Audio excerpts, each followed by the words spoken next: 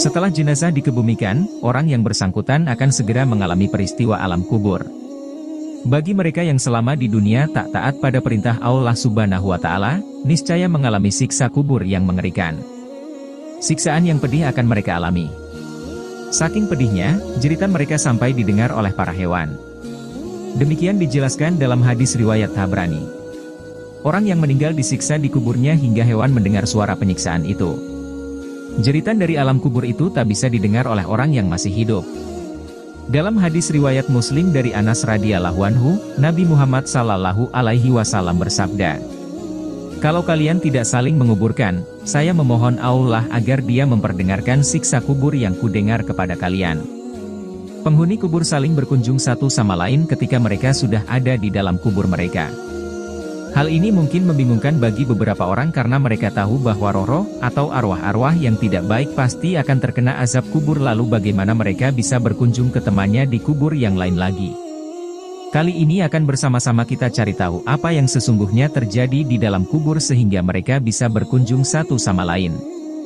Penghuni kubur saling berkunjung satu sama lain bisa dilihat penjelasannya lewat sebuah hadits yang diriwayatkan oleh Khatib Baghdadi dan Al-Ukaili, dan nilainya adalah syahih. Isi dari hadits tersebut menjelaskan bahwa kita sebaiknya mengenakan pakaian yang bagus atau bagus sekali saat sedang mengurus jenazah. Hal ini dilakukan agar mereka bisa merasa nyaman saat mereka ingin berkunjung dalam kubur kepada orang-orang yang mereka kenal sambil mengenakan kafan yang dipasangkan pada badan mereka di saat terakhir. Biasanya ruh-ruh dari mereka yang sudah lama mati akan mendatangi mereka yang baru meninggal dunia. Hal ini dilakukan agar ruh lama mengetahui bagaimana keadaan keluarga serta kerabat dari ruh yang sudah lama tutup usia ini. Seringkali juga orang-orang syalih yang sudah lama wafat akan mendatangi dan bertanya mengenai banyak-banyak hal, dan kadang malah ingin membantu ruh yang baru datang ini untuk melakukan berbagai macam hal yang bisa dilakukan. Ketika penghuni kubur berkumpul, mereka biasanya akan berkomunikasi layaknya ketika mereka masih hidup, hanya saja mereka akan sadar bahwa mereka sudah tidak lagi bernyawa. Seberapa keras suara jeritan malaikat maut? Kematian adalah hal mutlak. Tak ada satu orang pun yang dapat menunda atau menghentikan ketetapan Allah yang satu ini. Dalam sebuah riwayat dikisahkan, saat tiba hari akhir yang ditandai dengan ditiupkannya sangkakala, Allah Subhanahu wa Ta'ala bertanya mengenai siapa yang masih hidup setelah peristiwa dahsyat ini. Malaikat maut lalu menjawab jika yang masih hidup adalah dirinya dan Allah, karena Allah akan hidup selamanya.